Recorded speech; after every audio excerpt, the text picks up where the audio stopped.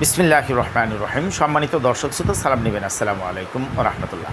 আমরা যারা শিক্ষক, প্রতিনিয়ত শিক্ষার্থীদেরকে আমরা শিক্ষা দিয়ে থাকি, hit the iron while it is hot. ঝুপ বুঝে কূপ মারতে হয়। বাজেট জুন মাসে, এখন মে মাস চলমান।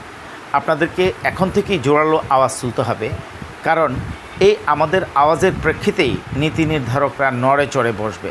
আপনারা জানেন যে শিক্ষা খাতে কোন কোন খাতে কতটুকু বাড়াবে এই ব্যাপারে প্রস্তাবনা নিয়ে তার একটা চূড়ান্ত প্রস্তাবনা দিবে এবং সে আলোকে বাজেট বরাদ্দ করা হবে। তাই এখন তো বসে থাকলে চলবে না, সবাই নিজ নিজ অবস্থান থেকে সরকারি নিয়মে বাড়ি ভাড়া, চিকিৎসা ভাতা এবং বিনোদন ভাতা চাই। এই বিষয়টা আপনারা জোরালোভাবে তুলে ধরবেন। যারা তুলে ধরতে পারেন না, যারা তুলে ধরে তাদের বিষয়গুলোকে ব্যাপক শেয়ার করবেন, কমেন্টস করবেন। এর দ্বারা কর্তৃপক্ষের নজরে পড়বে।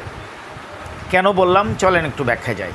যিনি বাজেট শাখার প্রধান, ওনার সাথে আলোচনা করে আমরা যতটুকু জানতে পারলাম, উনি শিক্ষকদের প্রতি যথেষ্ট আন্তরিক। উনি আমাদেরকে বলেছেন যে আমার অবস্থান থেকে শিক্ষক কর্মচারীদের ভাগ্য উন্নয়নে আমি যতটুকু পারি চেষ্টা করব। আপনারাও আপনাদের অবস্থান থেকে আওয়াজটা জোরালোভাবে তুলে ধরেন, যেন সবাই বিষয়টা বুঝতে পারে যে না, শিক্ষক কর্মচারীদের এটা দরকার। কারণ আমি একা তো সব নীতি নির্ধারণ করব না, সকলে মিলেই করতে হবে। তাই আওয়াজ তুলুন সকলে মিলে।